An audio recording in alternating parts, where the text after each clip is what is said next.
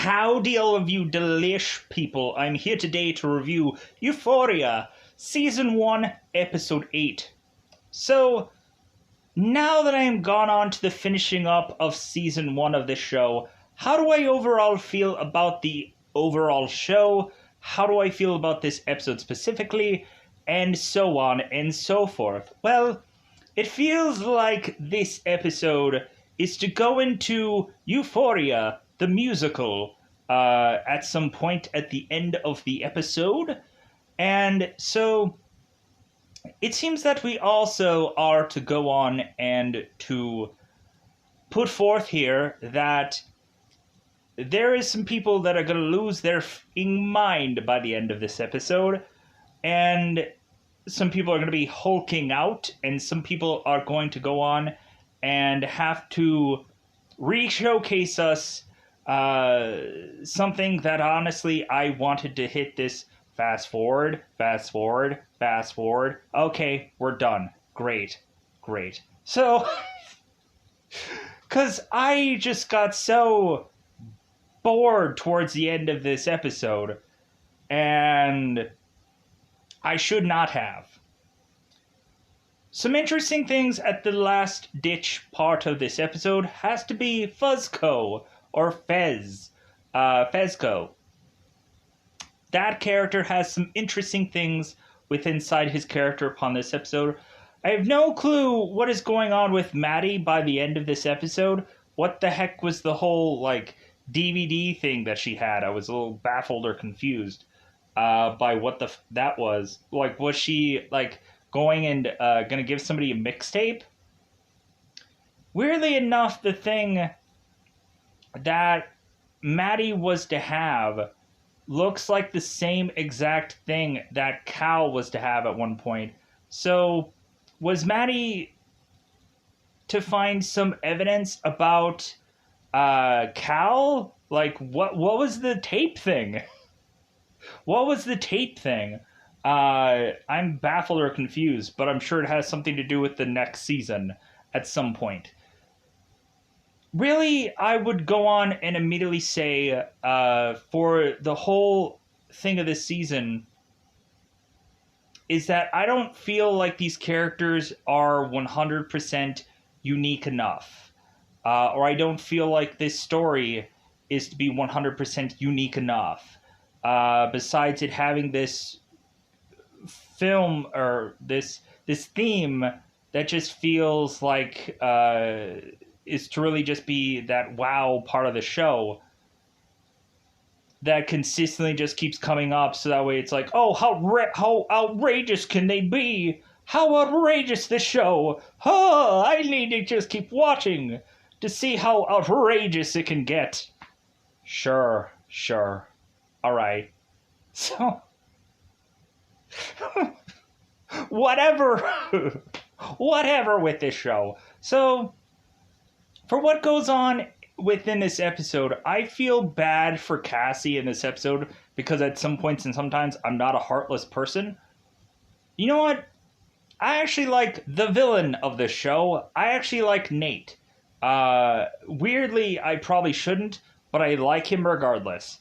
I like the fact that we have a guy that is kind of a chess move ahead of somebody, and we're going on and having this character that, of course, is to be this guy who's kind of like, "Mwahaha," and pets a cat, and even though he doesn't have one still, we have Nate being a very scary man, to the point of, when we go on and have any number of these characters that come in here, and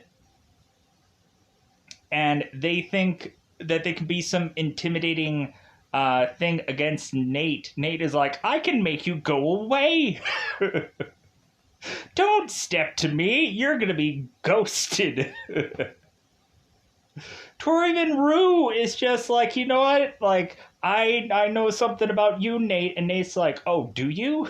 kind of thing. Where it's like, you know what? You look really great, by the way. You look really, really good tonight, Rue. You look really good. I'm going to pet my cat in my darkened chair as I start to hulk out by the end of this episode. Oh my god.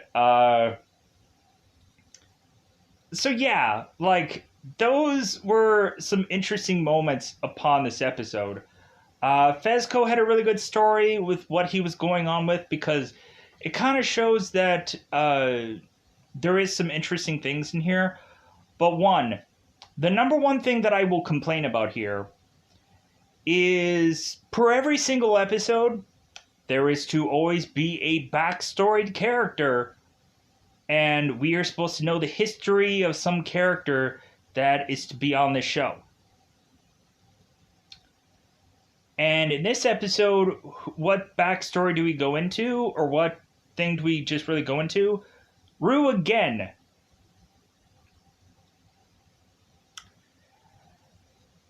And I would go on and I would just say, why? There are a bajillion members of this cast. And the opening sequence that we have in this episode really is boring as F anyways. Why did we need to not have another person with another backstory? Especially people that I would like to know more about. Considering we probably could have gotten a Ethan story out of this episode, considering the way of which that this show is to play out by the end of this episode, would be a little bit of thing called interesting, but heaven forbid, right? Heaven forbid we just go on and like we're going on and telling certain characters that haven't had enough screen time to just go on and give them more screen time here, right? For a whole entire season. Good thing I guess I can go into season 2 and see if they go on, and do any more backstory with any more characters. I would have liked... Here's a giant missed opportunity. They could have really had Fesco's backstory in this episode. For what he ends up having to do towards the end of this show, man, wouldn't that have been brilliant? To just like, hey guys, let's get to know Fezco. Because I'm like, I'm sorry, what they do with Rue in the beginning of this, I'm like, I don't care. This is such a slow slog of a season finale. And I think this episode was much longer than other episodes. And I'm like, why? There was a hefty amount of temptation to just skip things.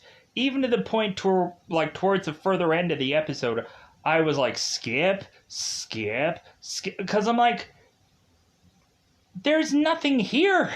There's such a slog thing of like slow motion, like Rue just kind of walking down this hall, and I'm like, man, between the dancing, the jucking and jiving, and the twerking and thrusting and whatever, to all and then with no dialogue, and then on top of it having Rue just walking her way down this hallway, I am just like, what the is this?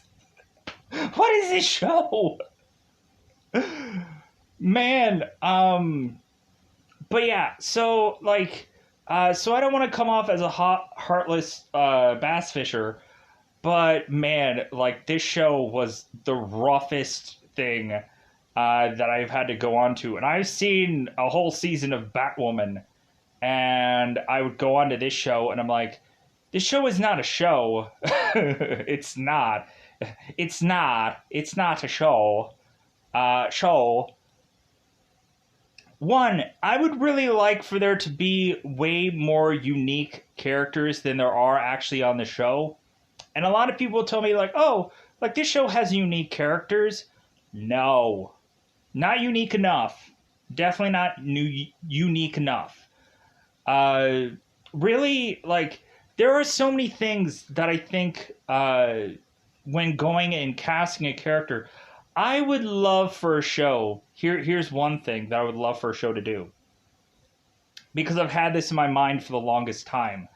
There was to be this one, I think, Brad Pitt movie, where Brad Pitt was to be this very light, sensitive guy that was to go on and consistently wear, like, head to toe, like he was always covered like in like cloths and whatever from like head to toe, because this guy was very light sensitive and can only come out during the night. He wasn't a vampire. This isn't Interview with a Vampire. No, it's just something that Brad Pitt did where he was a very light sensitive guy and he goes on and finds a girl, and then guy and girl are to like fall in love. I don't remember what that thing was, or even if I'm saying that correctly, but I wish that there was an actually light sensitive character that could be in place in a show. That we can not only have a person going through a lot of problems, a lot of mental problems, or a lot of whatever, but then also have to deal with like, oh man, I can't sit right in front, or I can't sit right in this one location because I can't sit next to a light. Like I have to figure out the best spot to go and sit to where I won't hurt myself simply because there is a light present somewhere. And so I have to go on and sit in a shadier spot or whichever, so that way I can go and just simply eat lunch or whatever, uh, which would be an interesting story. Uh, we don't really also have like anybody with like a real like mental disorder that it really feels like that is to really be put to the forefront in this show. Like immediately once we had the pilot and Rue was going on and saying that she had all of these problems, counting all these tiles and all of this stuff, I was like, man, this could be really interesting if we consistently went with that.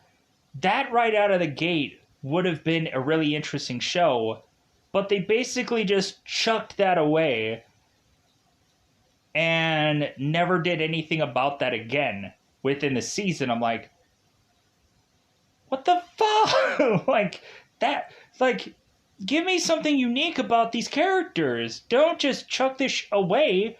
No, like, if this girl is to have all these mental disorders and mental problems and whatever, why didn't they do that? Why didn't they do that? Like, I would love to have, like, I've seen shows where they have, like, schizophrenic people that are kind of dealing with their personalities, and that becomes, like, a very interesting show, like United States of Terra.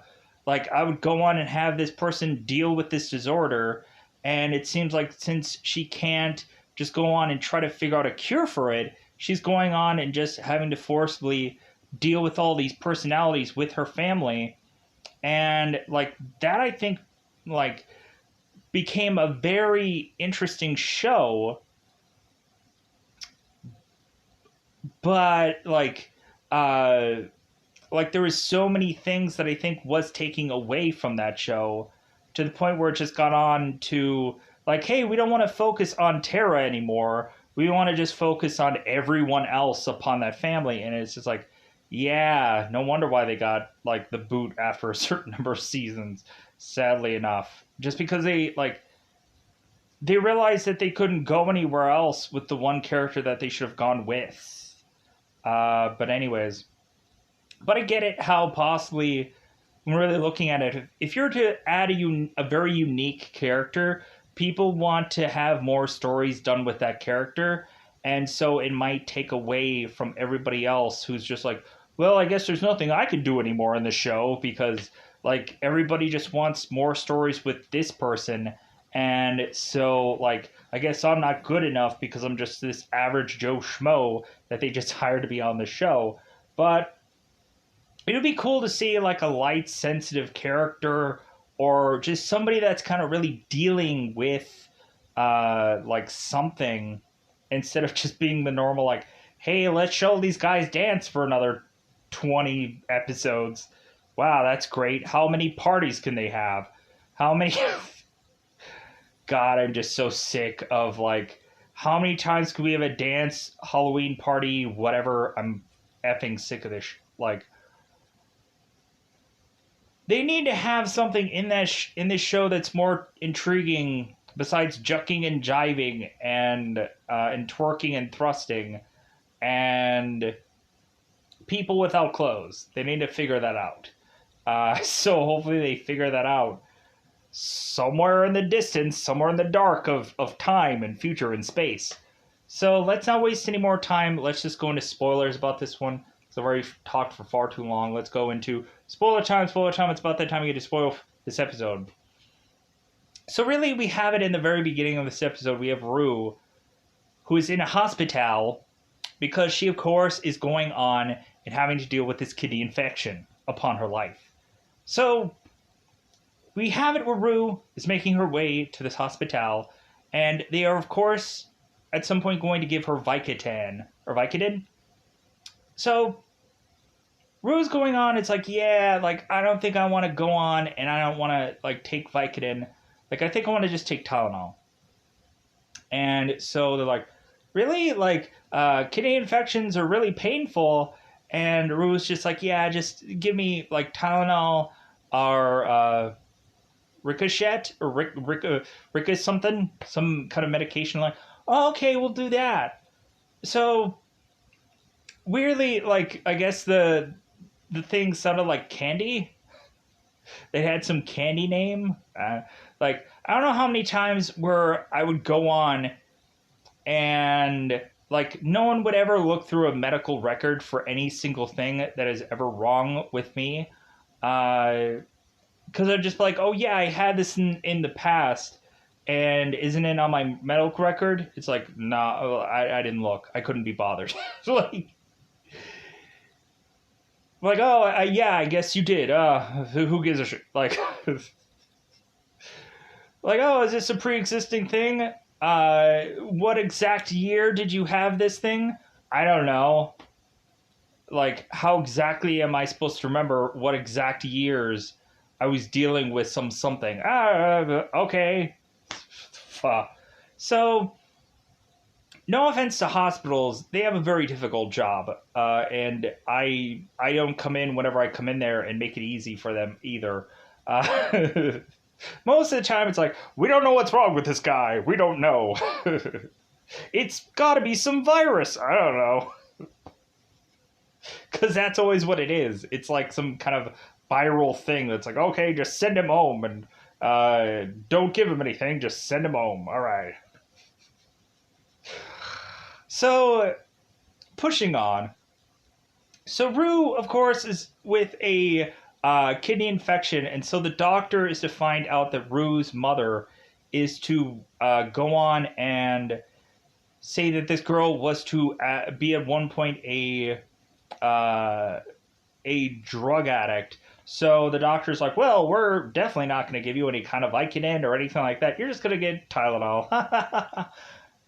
Hopefully you're just clutching your bed just like, oh my God, and like the frickin' like sweating to death from pain and murderous anguish. Because you could not have gotten this thing called Vicodin.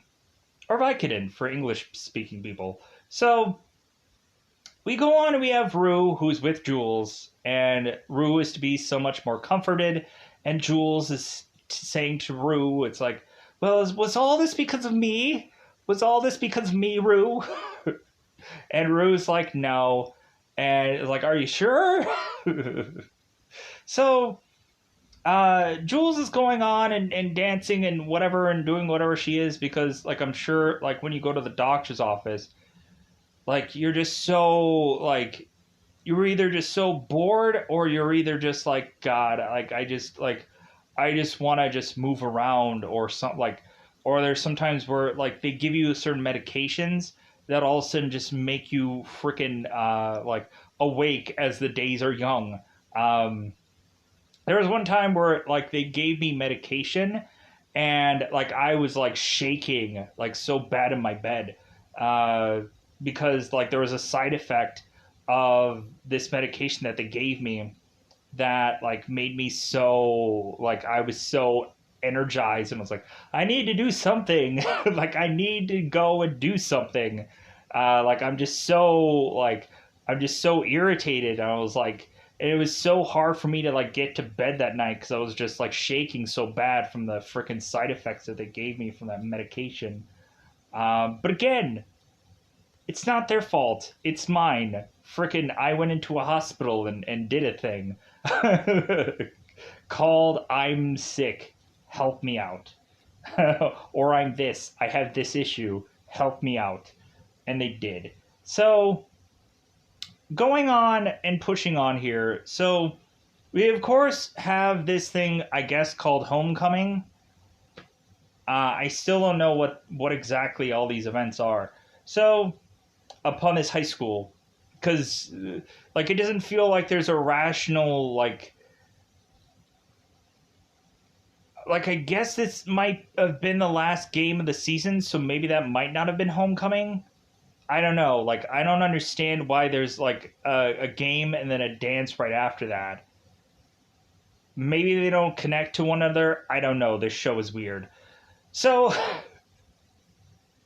I don't know how there's a game and a dance at the same. What I don't know. Maybe the school's different. So we go on. We have Nate, who is going to be being the guy who chucks the ball with the football game, the quarterback. And so it seems that the team is going on and failing Nate, to where it seems that this team is not wanting to block for Nate, or it doesn't seem like the guys are really doing their best effort against Nate, because maybe they have some suspicions about Nate, and maybe they're just kind of like, hey man, like we don't want to freaking block for this guy. We don't want to help this guy. So Nate has to go on and perform a quarterback sneak, and is to go on and take this to the end zone himself and win the game. And so Cal is going and telling Nate, well, just because you won the game, like, doesn't mean anything. Because if you can't be a leader, then you're never going to be good enough, kind of thing. Paraphrasing as per usual. So we push on in this episode, and the big thing here is this thing called a dance. So instead of having us have Nate going on and taking Maddie, which should have actually been the obvious choice, we instead have Nate going and taking Natty to this dance. And we go on and we have it to where it seems that Nate and Natty are going to really have a good time, but instead we leave Natty with tears by the end of this episode. I'm like, "Aw, whoever you are." It seems like there were so many characters in this episode. I'm like, I have no clue who any of these people are. Where did they just come out of from the shadows and are an existing thing? I don't get this.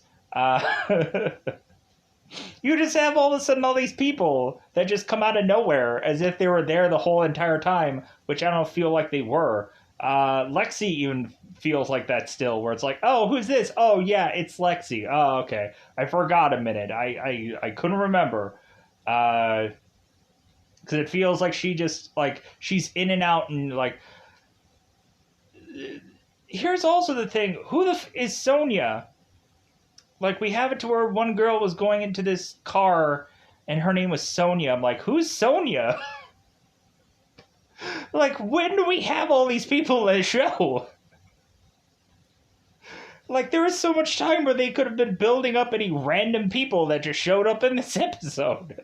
I'm like, what the is any of this? What's going on? They just keep plopping in characters, and I just have to deal with it for some oddball reason. So, let's go and talk about Cassie. So, Cassie's going on, and her mother is just, like, she's, like, holding on to her, and it's like, hey, like, you go to that dance, and you have your head held high, because, yeah, like, giving up a child is not easy. Plus, also, like, Cassie is just, like, she's having this conundrum, I'm assuming, in her head, of, like, I don't know, like, I'm not a woman, so I don't know the real thought process of that. And so, like, I'm just trying to think from, like, a person that could, like, bring life into the world, like, what this is kind of going through into her head. So maybe that might be some interesting things going forward for Cassie in other episodes. Maybe she'll have a mental breakdown. Maybe, like, we'll have something going interestingly finally on with Cassie in season 2. I'd love to hope. Uh, we also have Cassie going and skating with this kind of like this ice skating like outfit on, and I'm like, man, if we're not like really stretching this show, but you know what? Even though I say that, like it's nice that they're doing that, but I kind of wish that there would have been like it just feels like a random thing that they're adding. Like I wish that that had something to do with the story of the show. Not it feeling like it's just some random thing that they're putting in here. Like I wish it had something to do with story, but there's just rando things that they just do for the show. Like it just feels so like man, could we have everything like sink in together here? Like what am I supposed to understand about any number of these things if it's just so randomly added whenever willy-nilly they want to just do a thing? Whatever with this show. So let's try to let's go out and let's talk. So Cassie is to go on and get her procedure done. So I want to be sensitive here because like this is the tough part of the show. This is the that's anyways. But so we have Cassie who goes on with her mother and with Lexi to go on and get this procedure done. And so they let her listen to music and then they do this procedure. And I'm like, okay, well, hey, like, because we go on and we have her being asked all these questions. And so she's answering them. And, like, we have them ask her about, like, well, are you having second thoughts? And she's like, no. And, like, all, like, rattling off all these questions. So dance. That seems to be the more, like, I don't think there's much of any story going on here besides dance. So Jules is going to this dance, and we have it to where she's consistently texting away with, I assume, Anna? Dang, I'm barely good. I can't even see her name on here. There's too many people that they added just for this episode and this episode alone. So if I'm wrong about that, then I'm wrong about that. So anyways, I'm not even going to scroll that hard to find somebody's name. So, like, I don't even know why I even have IMDb here because I don't think there's anybody introduced at the late part of this episode that really matters to me. So I'm going to go and freeball it. I don't think there's a name that I desperately need to know. So, and if there is, then, oh well, I don't have it anyways. So, we go on, we have Anna, who is texting and showing a picture of herself to Jules. And Jules is going to a bathroom stall where we seem to have a number of people that are partying hard. Whether they're making out in a bathroom stall or whether they're taking a Ralph Nader. Which basically means they're hurling upon a tourlet. We go on and we have Jules that's going into a bathroom stall, taking a picture of herself, showing, I guess, her possible lover, or future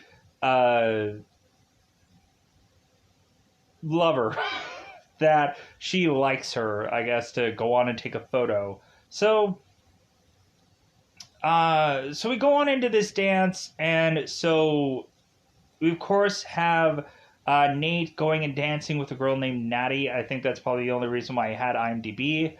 And so we go on and we have Nate who's like seductively dancing with this girl. Like we can obviously see Nate like grabbing this girl's cheeks, her rumpus room, her patukas. And so we have Maddie who is just kind of like, she's just sitting sadly at this table. It's like, aww. Because we of course have it where Maddie is to go on and be in Nate's room, and he just can't perform, so to speak. He just can't be in the mood, because I get it. Like, there's a lot of possible, like, things that are kind of rattling around in this guy's mind, and the last thing that he's probably thinking about is getting a whiffy stiffy. So we go on, we have Maddie that is like just a little upset that Nate can't get a whiffy stiffy. And so we have them kind of talking about it, and Natty is still like thinking that maybe Nate is still into guys, and Nate's like, that's not it. Like, just like, give me a minute. Like, yeah, like maybe some guys need some warm up time, if you know what I mean. Some people could get that, like, or some people could need that they need some warm up time, so to speak, to get the engine rolling, so to speak. Some people are not all quite that young, so to speak, to just be like having their engine roaring right away.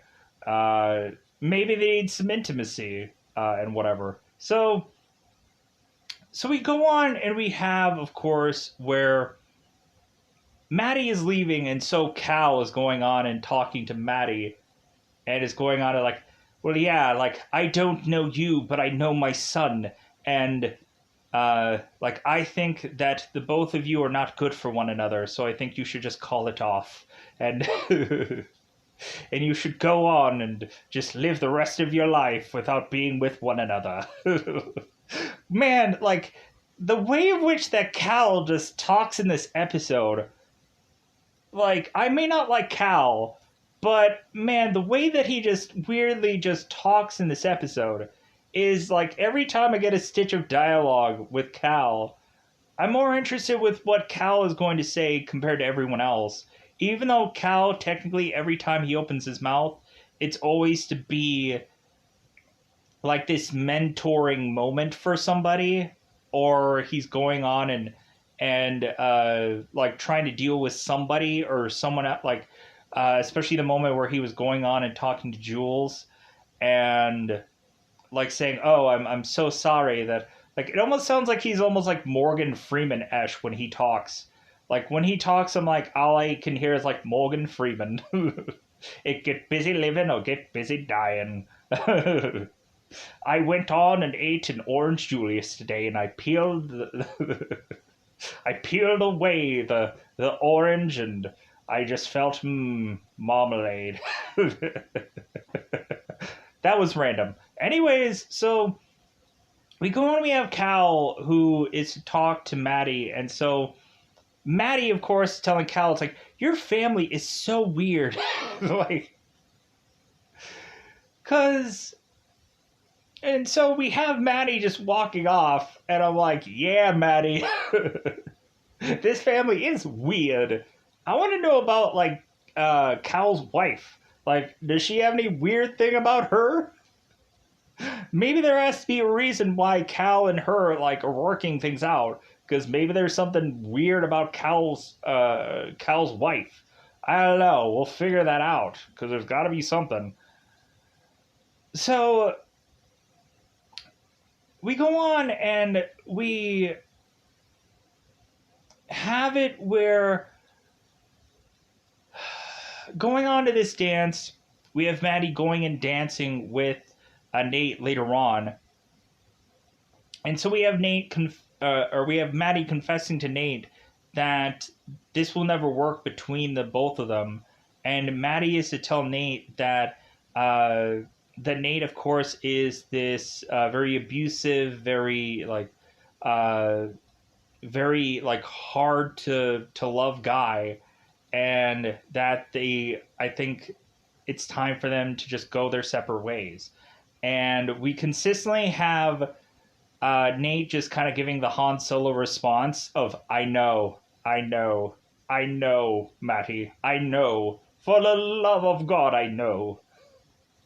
So we go on and we have it to where Jules and Rue for the whole entire dance are consistently throwing shade at Nate, giving him the middle fingers, throwing up them birds. And so we go on and we, of course, let's bring up Fezco so we can get that out of the way. So Fezco, because of his raid upon his house where he's to have to go and flush all of his product down the toilet, we go on and we have Fezco who now has to pay for all that product. So we have Fezco who is to have to ski mask it up, go on and put all this clothing on that you can't see him via the night because he is to be like frickin' Batman Begins. Alfred, I am vengeance. I'm the Dark Knight. I am Fezco. I am Fezco. Don't deal with me. Fezco goes on and is to go to this doctor's place where he is to go and steal this guy's money. And so we have this doctor, because we have it where Fezco is to call him a doctor, so hence why that's the only reason why I know that he is a doctor. So this guy, of course, is to go on and start like plopping down buccarinos, dollar bills, the big cheese, and dinero for a lot of you people who know Robert De Niro. We have it to where, of course, this guy is chucking down greenbacks. And so all of a sudden we have it to where this guy have like this one hidden place where he is to have this gun. So all of a sudden Fezco is looking at this doctor's son, and all of a sudden this guy whips out this gun, and now Fezco has to defend himself and is to have to forcibly go and kill this guy and grab all that sweet, sweet money and then run off. So we have the tattooed man that, of course, is to become a culling. And so now we have this guy who is to think that Fezco doesn't have his money. And so he has his gun off to his side here. And he's like, yeah, like this guy, like, he probably went on and, like, turned me in, or he probably did any number of things. Like there's something like when somebody gets raided, like, yeah, I guess that's really gonna be a thing where this guy is probably going to kill Fezco sometime in the near future. So I'm probably assuming either one way or another, Fezco's life is effed, is a big old F, because he's probably going to die soon. Either that or he's going to be spending some sweet, sweet time behind these things called bars. And so now that we have that underway, we go on and we're still at this this party. We're still at that? Really? So we go on and we have Rue that is to talk to Nate. And we have Rue saying that she feels that what was to happen to Fez had something to do with Nate. And Nate is just going on and just like, Rue, like, you really look pretty tonight. You look really great. Because we had the moment where Jules was trying on a number of clothes, and it seems that at first Rue was basically trying on something that Jules would normally wear. And we had Rue that was going on saying like, yeah, I'm really uncomfortable in this. So we have Jules who's to say that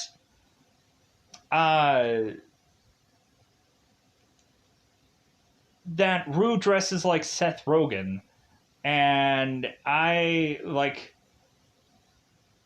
why do they have to reference Seth Rogen in this show? I don't know. But, like, I think, yeah, like, we have Rue that was to go on and, like, she dresses a certain way.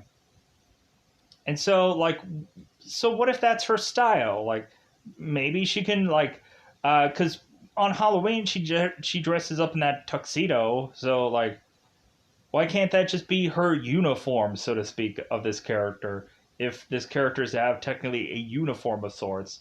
So that's like, hey, like, she just dresses in like hoodies and sweats. Like, F it, like, I would dress that way anyways. It's comfortable. So we go on, we have this character that's talking to Nate. And so Nate is going on and mentioning that's like, well, hey, like Fez is like does something illegal, like if somebody does something illegal, like eventually it's just a matter of time before they're gonna get caught. So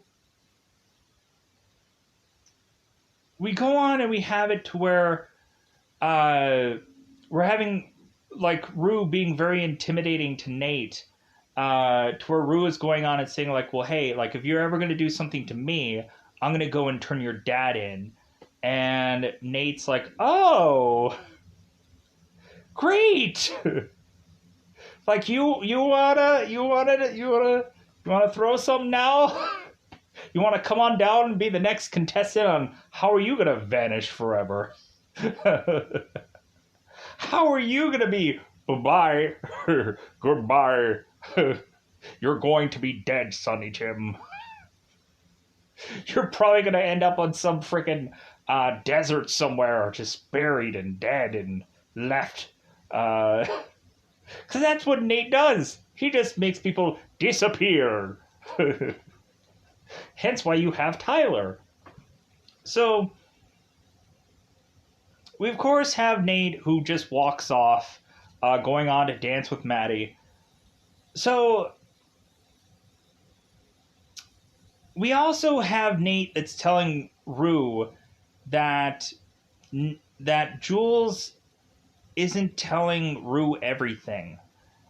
And like I was kind of thinking like, man, that is true. Like Jules doesn't tell Rue everything.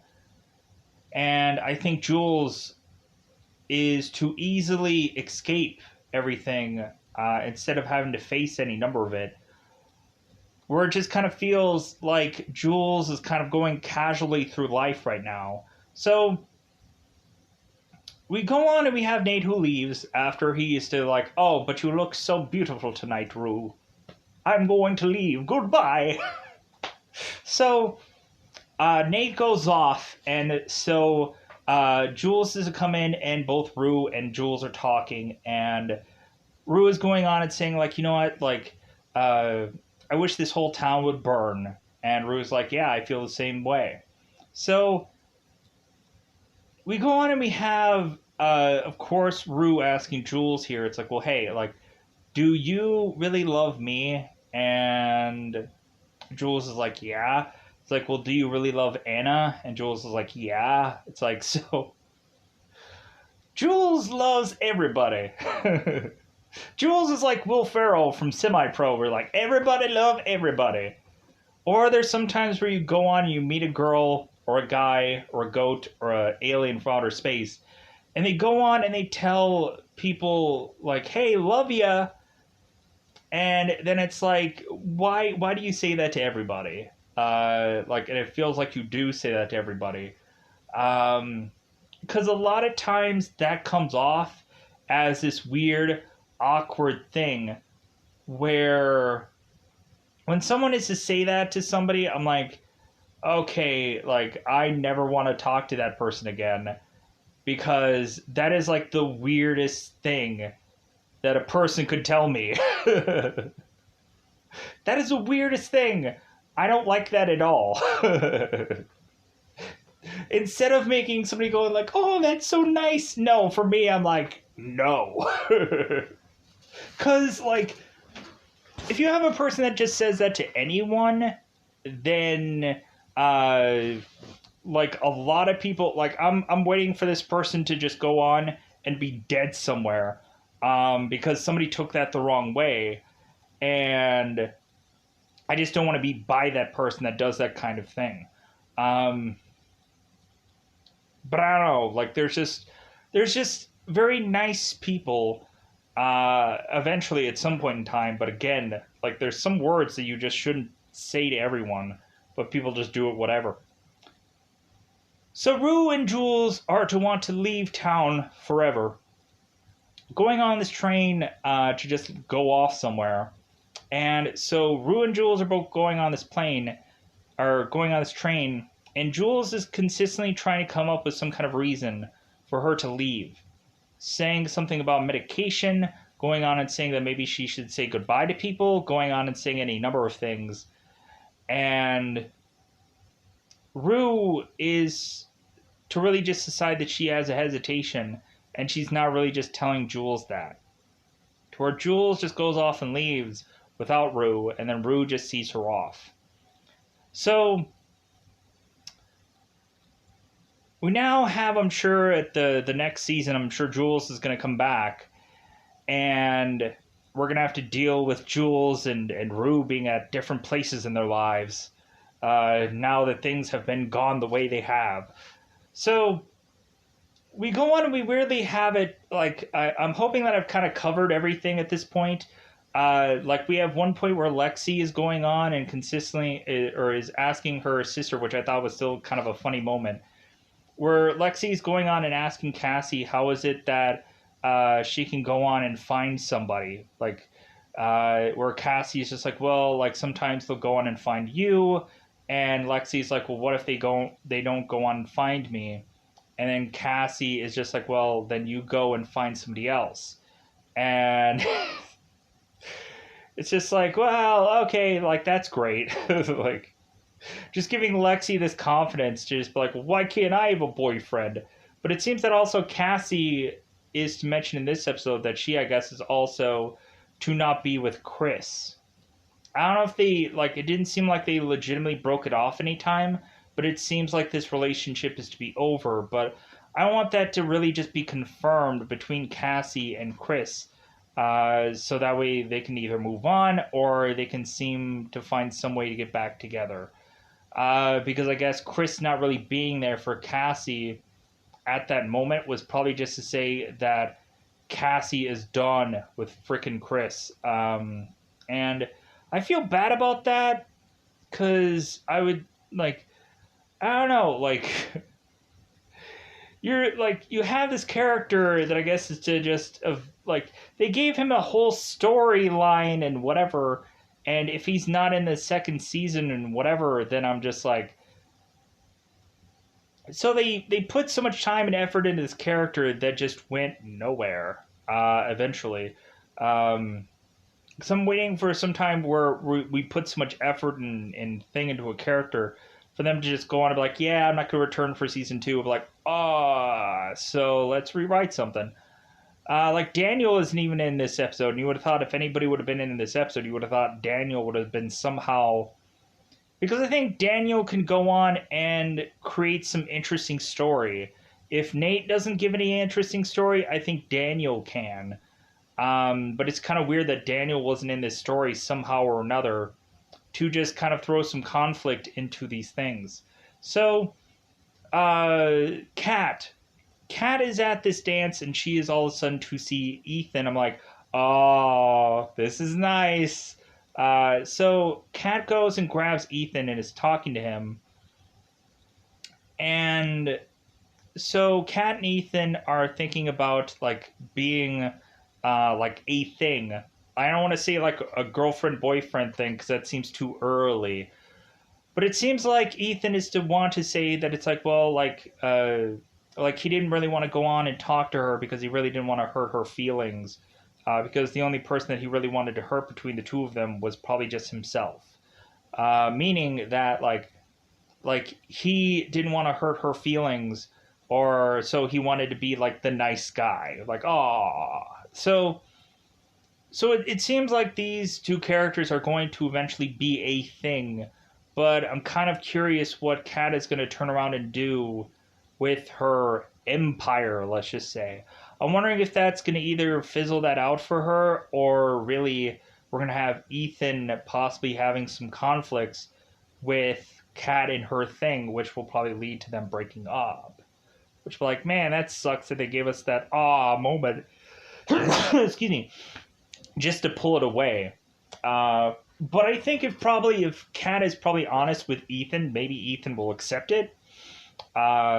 Who knows? It seems that maybe Kat has made more than enough money to not give a So, I think other than that, I think most of this stuff is covered. So Nate, after this whole dance, is to go home and is to eventually have Cal go on and talk to Nate yet again. And Nate is just so, like, just tired of his dad that Nate just gets so freaking close to his father, and Cal is like, back away from me. Like, you back away. So all of a sudden we're having it to where, like, both Cal and Nate, like, at some point we have Cal who's kind of just holding his son down and whatever, not really wanting to hurt his son, just kind of pushing him away, or just kind of like just forcing him down, to where Nate just gets so upset and so angry that Cal is just to walk away from his own son, go into another room. And so Cal is just hearing Nate just bash and thrash through his own room and just destroy a bunch of things, because he is just so angry and just so upset that he is just destroying everything in his room because he just doesn't care anymore. Or really, it's just like there's been so many things building, and him breaking up with his girlfriend is probably just, and him just being the enemy of everybody, like, is just going to the point of him probably just exploding at this point. So Cal is going on to this room, his secret room of villainish things. And so we had Maddie that had this disc. I don't know what's on that disc. Is it a mixtape? Is it a like, what's on? Like, did Maddie go on and do something with Cal, and like we don't see that now? Because it looked like the disc was the same disc that we've seen, and I'm like, what if we found out that Maddie was helping Cal this whole time do any number of these things? Man, would that just be a like, oh my god story? And like, that would be a big, crazy reveal. But I would also think that at some point maybe Maddie had gone on and taken one of the collection of Cal's discs, so to speak, to just have evidence on Cal's or Nate's dad. So we'll see what plays out of all that. Because every time I see a certain kind of disc that looks a certain way with a certain case, I kind of get a little like, okay, what's going on here? What's going on? They've kind of built that in me weirdly. So we'll kind of see what's on that laptop via the next season to just like, oh my god, like this crazy event that they're going to showcase here. So now we have to show the weird and bizarre and odd things that go on towards the end of this episode so we can wrap this bad boy up. So we have Leslie, who of course is going on and doing a speech about her daughter's OD. I'm like, this again? Like, oh my god. This is the story that never ends. Because we have to go on and basically showcase what happened in the beginning of the show to start it all off at the end of it. We're going on and replaying that Rue, of course, was to OD and was to go on and start weirdly singing to all of her family members. And she goes on and have this choir all like kind of hold her up into the thing. And we all of a sudden have Rue, who's just kind of like going on and doing all these weird music video like things where she's singing and so on and so forth while she's like making her way through all these bodies and all this weird goofy stuff that we're seeing towards the end of this movie. I would say music video because that's what it looks like. Euphoria, the music video. That's what it looks like. That's what it like. I can't like granted, like that was kind of a cool thing. Like, I wish every once in a while we would just have it to where all of a sudden, like, people just break out in song in here. And then, like, because I think we're going into a direction because, like, I had just seen this movie called Filth, which feels really just as oddball as this show is. But there is one time where all of a sudden we just see this guy who's driving this girl along, and he just starts busting out in song. And he's just like, yeah, I'm singing here about this song. And then all of a sudden we have like the people in the back seat all of a sudden just jump up and start singing along with this song. And I'm like, man, wouldn't that be one thing to really showcase a person's emotional state? Would just be to go on and have this person just sing this like oddballish like stuff, so much so that they're going on and seeing like animals, and they're going on and seeing like just the craziest things that make no sense to us really rationalizing that this person has some disorder of sorts, or has, excuse me, some real problems, to where they have to go on and seek help or seek some kind of something. So I don't know. We'll see about that in the future. But like I think it would be interesting if we actually understood what that song was, or what the whole like real thing of it was, because we start to go into a path of just seeing like once we start getting out the choir and stuff. I'm just like, okay, like I would have thought at the beginning that maybe there was something there, but now it's just like, what the is this? Like some like Madonna music video that we're busting out here, like a prayer. That's what I thought was going on there. What else do I need to cover here? So yeah, we showed like I almost feel like everything is technically covered, but there's probably a lot of stuff that I'm like, oh yeah, I forgot about this, because I like that's the whole thing. I can go on to season 2 and just have a rebuttal about this episode. So that's always the nice thing about doing a show instead of a one-off movie, where I'm just like, oh yeah, I forgot about all these billions of things, and it's only one film and one thing that is of course for me to do. So we go on here, and no, I feel like I've technically covered everything. I feel like everything is to be done and over and whatever with. So I think I'm good. I'm going to get out of here. Bye, everybody. Bye, everybody. Oops. Just realized it after the fact. There was the one part of the episode where Jules and Rue, we had this whole imagination thing where it seems that like Rue's mom and Jules' dad were to go on and like get to know one another, and things were going to work out, and all of a sudden that like Rue and Jules were going to go on and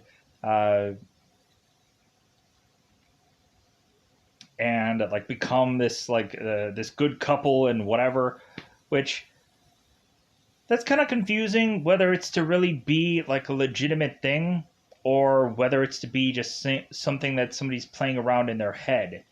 Because I kind of wish that we would understand when something is to really happen and to not really happen. Where they're just kind of playing around with this, or if it's like a legitimate thing.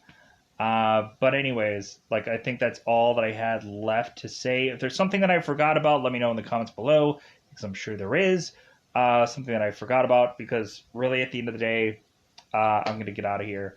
So goodbye, everybody. Bye, everybody.